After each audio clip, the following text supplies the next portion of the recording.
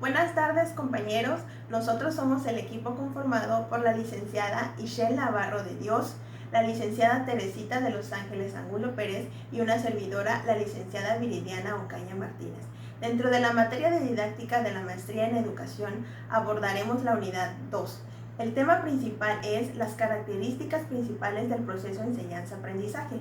Yo empezaré por abordar el subtema, las características esenciales del proceso de enseñanza-aprendizaje en los diferentes niveles educativos del Sistema Nacional.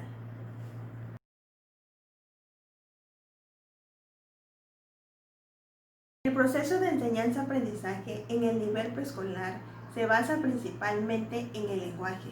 A través de este, el niño expresa sus emociones y da una remota idea de lo que siente y de lo que piensa.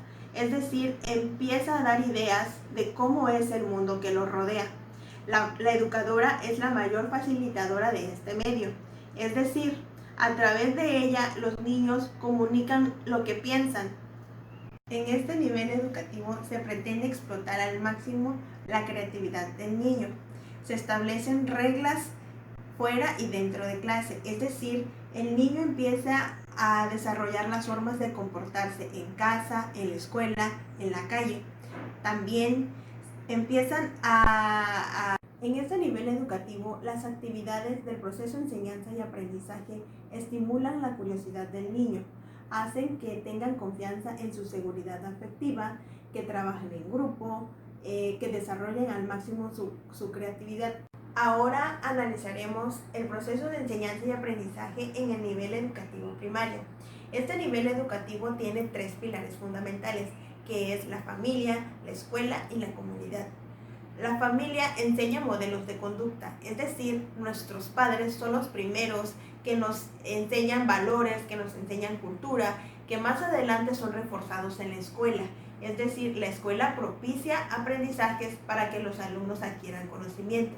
En contexto trabajan con la comunidad. La comunidad nos ofrece fenómenos, nos ofrece casos especiales que nosotros podemos analizar a través del tiempo. En el proceso de enseñanza y aprendizaje de la educación primaria, los niños están en una etapa decisiva de sus vidas. Es decir, si la educación no es de calidad, los niños pueden confundir sus pensamientos. Aquí el profesor juega un papel importante. Tiene que tener o tiene que despertar siempre el interés de ellos por aprender más. Es el facilitador para que los alumnos puedan construir el conocimiento a través de las actividades marcadas.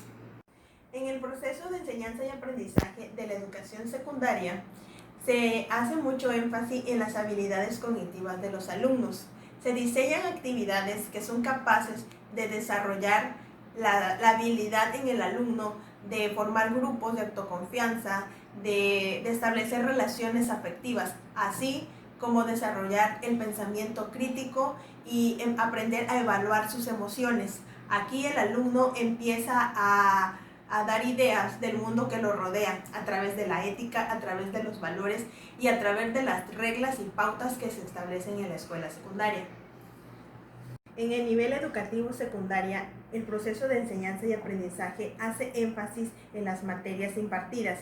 En las materias de español, los alumnos adquieren habilidades para expresarse de forma oral y escrita.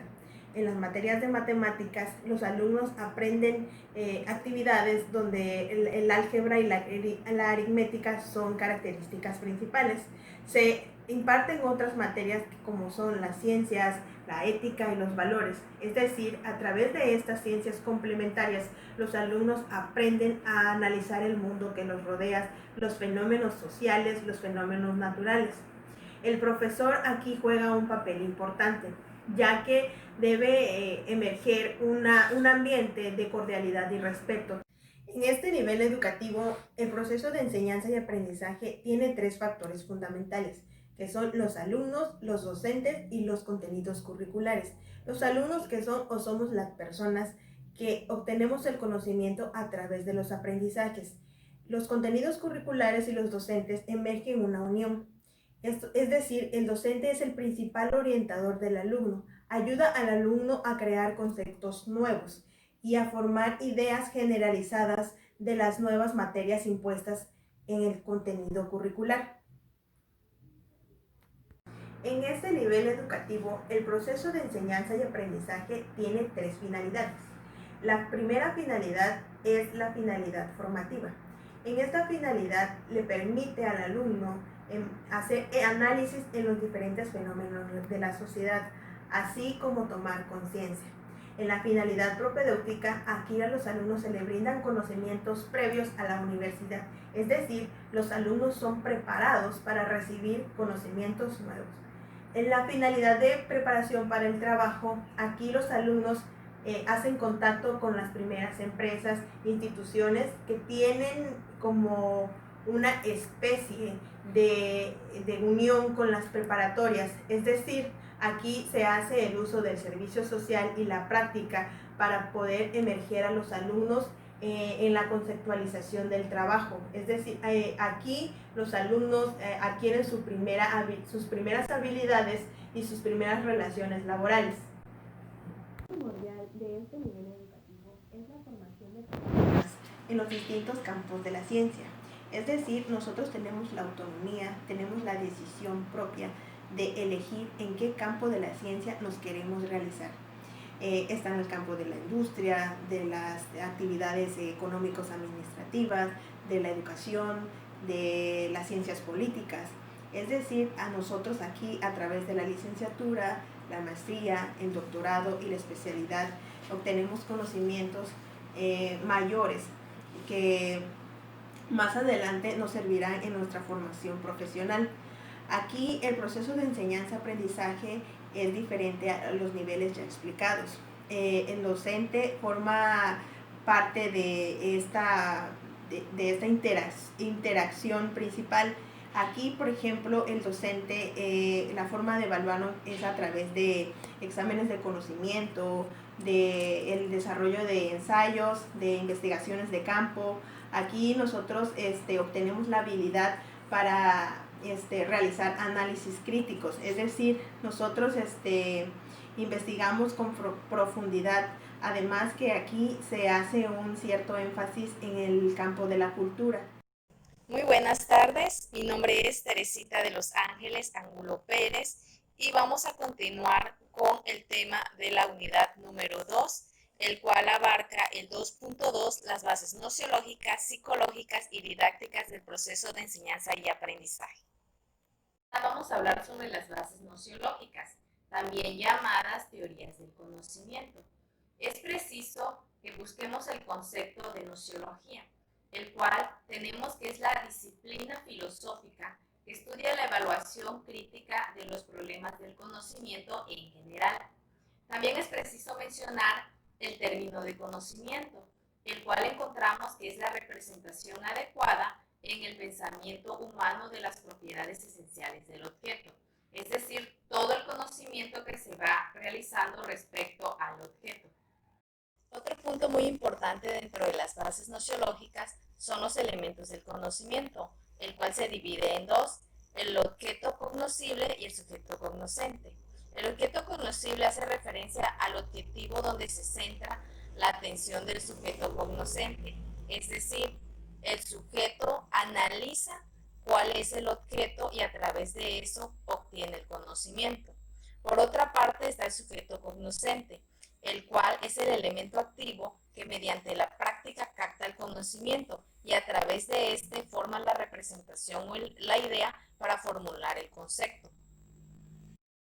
Dentro de las bases nociológicas también es importante resaltar que existen clases de conocimiento, el cual se da a través de una evolución de este preciso conocimiento. Existen dos etapas, la etapa sensorial y la etapa racional. La etapa sensorial hace referencia al primer contacto que existe entre el sujeto y el objeto. Este se da más que nada en la niñez, cuando un niño a través de lo desconocido va descubriendo, es decir, el niño se acerca a una flor, ve el color, ve el aroma, a través de sus sentidos va descubriendo ese objeto. Y en la etapa racional, ligada con la etapa sensorial, en esta ya ese niño ya va obteniendo un concepto de esa flor. Por ejemplo, ya el niño puede decir, esta es una flor color amarillo con un aroma agradable. Ya establece un concepto a través de estas etapas. Por eso es importante conocer las etapas de las clases del conocimiento. Existe otra clase de conocimiento. Esta clasificación es la kantiana, el cual se da a través de un conocimiento a priori y un conocimiento posteriori. El conocimiento a priori es el previo a la experiencia y este no requiere del concurso de los sentidos y le basta la razón para establecer su validez. Un ejemplo muy claro puede ser los altos no son bajos. Es un conocimiento que no es necesario utilizar los sentidos, se da por lógica y no requiere de mayor profundidad. En el conocimiento a posteriori es posterior a la experiencia y se le denomina sintético o fáctico. En este un ejemplo puede ser el calvo lleva puesto un peluquín. Para que tú puedas comprobar que eso es cierto, tienes que experimentar, es decir, acercarte a esa persona y descubrir si realmente tiene un peluquín, por lo cual es necesario obtener la experiencia. Otra de las problemáticas del conocimiento es el origen de este, el cual, a través del recuadro que aparece en la diapositiva, se trata de describir o dar las características primordiales que explican sus orígenes. El primero es el racionalismo.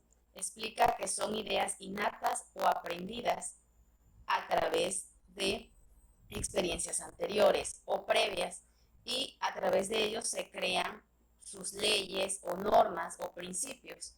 El siguiente es el empirismo, que explica el conocimiento a través de la experiencia. Es necesario que para que exista el conocimiento haya existido una experiencia.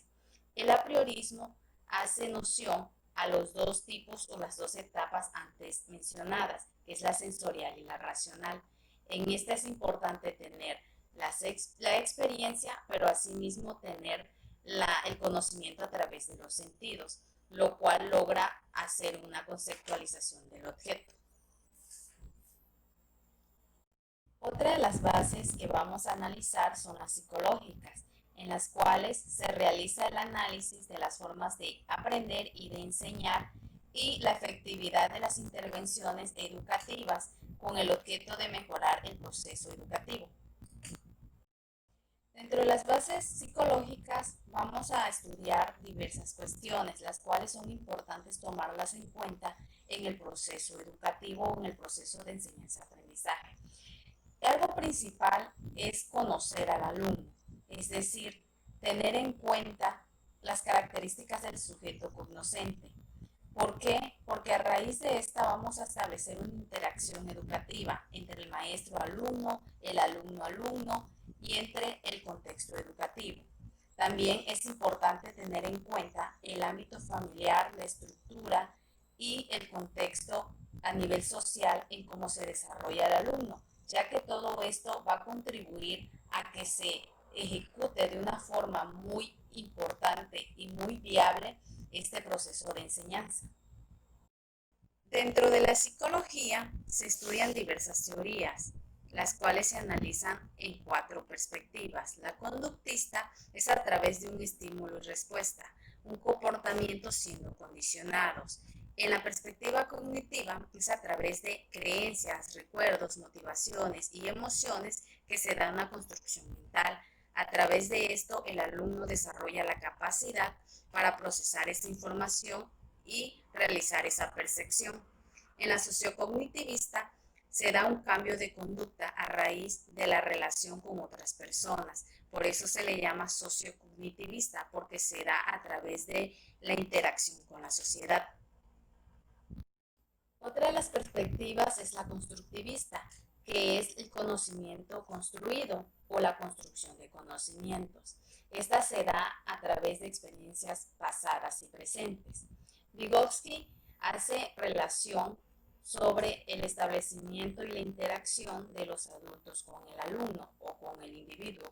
A través de este se da un aprendizaje más desarrollado. También Brunner hace una gran aportación respecto cuando habla del entorno social como proporcionador de conocimiento. En este se refleja lo que es el andamiaje instruccional. Así también hacen una gran aportación respecto al aprendizaje como autocorrección. Es decir, que a través de experiencias negativas o de experiencias que fueron basadas en un rendimiento bajo, se obtiene un nuevo aprendizaje. Otra de las bases que vamos a analizar son las didácticas, las cuales funcionan como una ciencia aplicada, pues de un lado emplea las teorías de la enseñanza, mientras que por otro interviene en el proceso educativo, proponiendo modelos, métodos, técnicas para desarrollar de una mejor manera el proceso de enseñanza y aprendizaje. Otro punto importante dentro de la didáctica son las estrategias, las cuales se toman en cuenta respecto a la mediación entre la ciencia y la pedagogía. En esta es importante destacar que se deben de romper con los esquemas tradicionales o las prácticas repetitivas. Así también el diseño de materiales actualizados debe de formar algo importante en el proceso de enseñanza y aprendizaje. Otra estrategia a tomar en cuenta son las actividades, que deben ser acciones globales o específicas, así también acciones ordenadas y articuladas dentro del proceso de enseñanza y aprendizaje.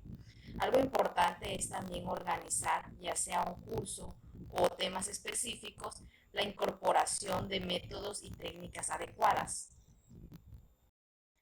Por último, otro punto importante dentro de la didáctica son los tipos, es decir, la forma en cómo se van aplicando respecto al contexto o la forma en cómo se van adecuando. La didáctica general se establece a través de los modelos descriptivos. Este analiza y evalúa todo el proceso didáctico y establece las leyes y normas por las cuales se van a aplicar en el proceso de enseñanza y aprendizaje. La didáctica diferencial, esta establece un tipo de enseñanza específico a raíz de las competencias intelectuales y de las características del alumno. En este caso, se menciona mucho en los niños con educación especial, que son ya incorporados en las aulas escolares normales. Estos requieren de una educación especial o específica, por lo tanto, esta es la didáctica que se debe de aplicar. En la didáctica especial, esta es conducida a través de los métodos y procedimientos respecto al campo y disciplina. Es decir, este se enfoca a cuál es el método beneficioso para dicha materia. En conclusión, las bases nociológicas, psicológicas y didácticas son fundamentales e importantes para el buen desarrollo y aplicación del proceso de enseñanza y aprendizaje. Les agradezco su atención. Queda con ustedes mi compañera Ishel. Buenas tardes, maestro, compañeros. Mi nombre es Ishel Navarro de Dios. Voy a continuar explicando lo que es el tema 2.3, que son los conocimientos, habilidades, hábitos, valores, relaciones de convivencia y el modo de actuación creadora. Empezaremos conceptualizando un poco estos temas. ¿Qué es el conocimiento? El conocimiento es el proceso en virtud del cual se refleja la realidad y reproduce el pensamiento humano.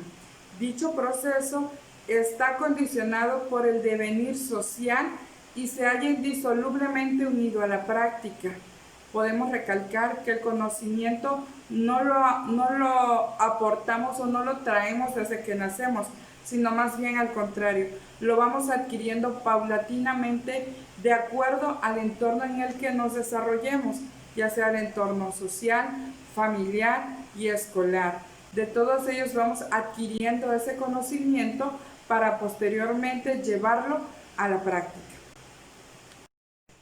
Las habilidades son acciones, aptitudes que el ser humano trae de forma innata y que se pueden ir mejorando con la finalidad de desarrollar una mejor tarea o la tarea que vamos a desarrollar, hacerla de forma más práctica. Recordemos que todos los seres humanos traemos habilidades diferentes, aptitudes diferentes. Hay unos que las vamos adquiriendo y hay otros que nacen de forma innata. ¿Cómo podrían ser esas habilidades? Por ejemplo, habilidad para pintar, habilidad para hablar en público, habilidad para adquirir el conocimiento matemático, etc. Estas habilidades son parte fundamental del ser humano. El hábito es cualquier comportamiento aprendido mediante la repetición que se realiza de forma habitual y automática sin pensar en ello, de ciertas actividades o de ciertas tareas. Este hábito es una parte fundamental del aprendizaje humano. ¿Por qué? Puedo mencionar el hábito de la lectura. Si nosotros como docentes, como padres de familia, fomentamos en los niños, en los jóvenes, el hábito a la lectura, será más fácil despertar en ellos su imaginación, su creatividad.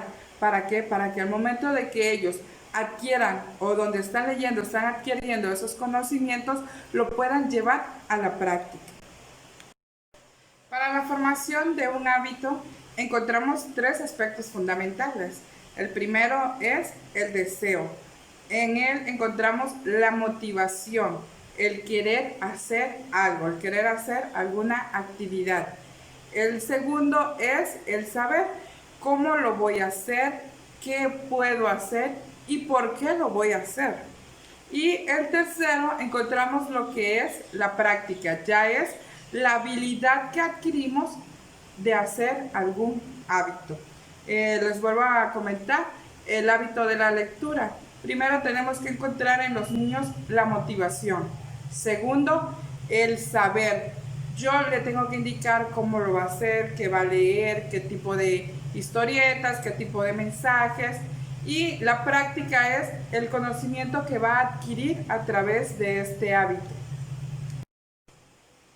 Los valores son principios que nos permiten orientar nuestro comportamiento y de realizarnos como personas.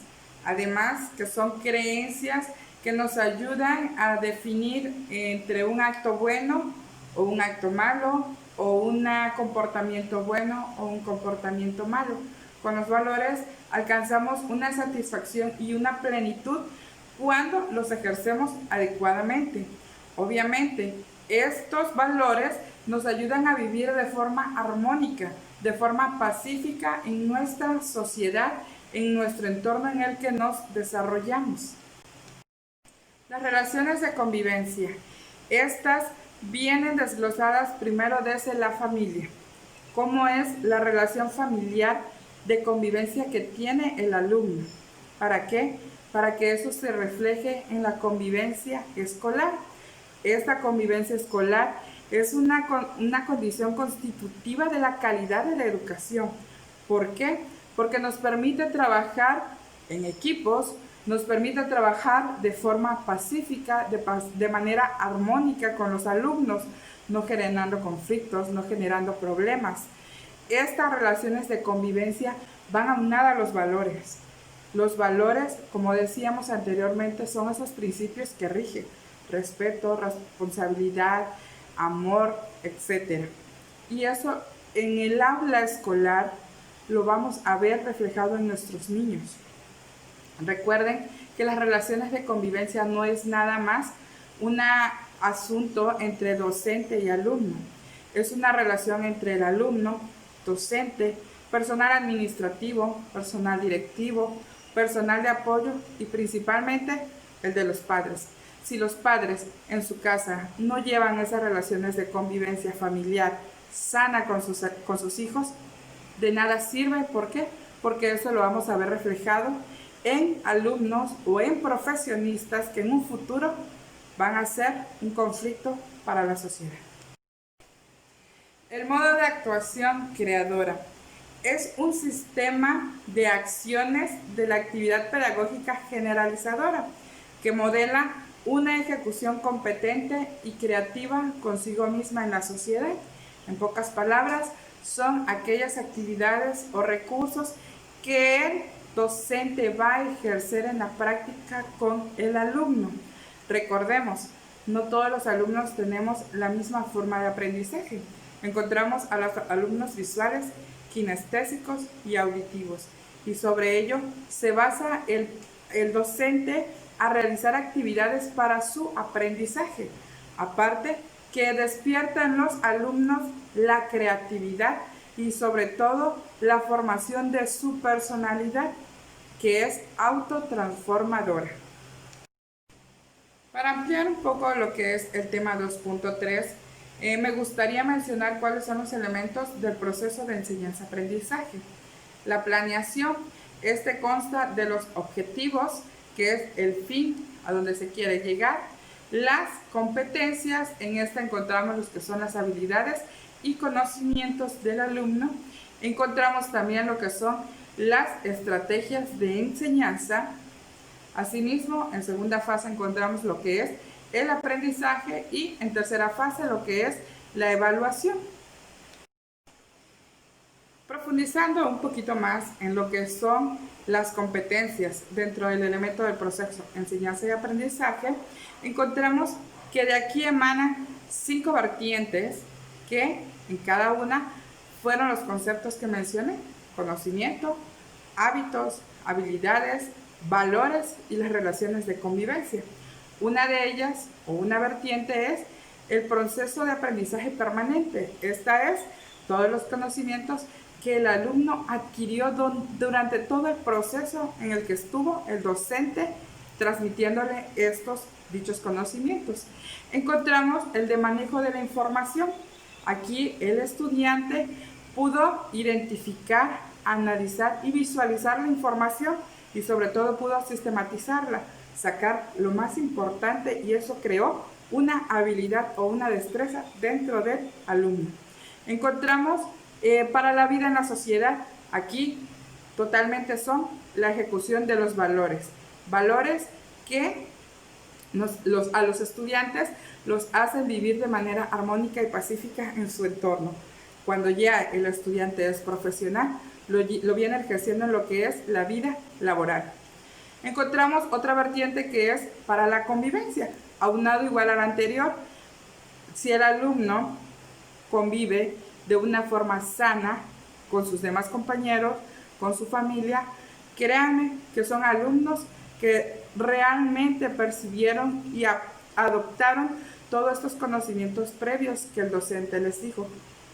Y encontramos el último tema que es, o la última vertiente, que es para el manejo de conflictos o de situaciones.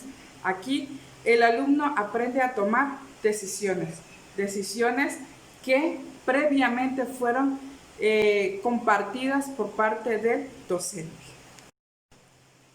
Citando al autor Álvaro Ramos, quien dice que educar con valores es como tallar un diamante. Para que despliegue su plenitud, se debe de tallar íntegra y armónicamente. Si dejamos unas de sus facetas sin tallar, este no podrá cualificarse como tal diamante dentro de los visos y bellezas del que éste posee. En pocas palabras, si nosotros como docentes no educamos a nuestros estudiantes en valores, no vamos a lograr que ellos sean personas realizadas dentro de la sociedad.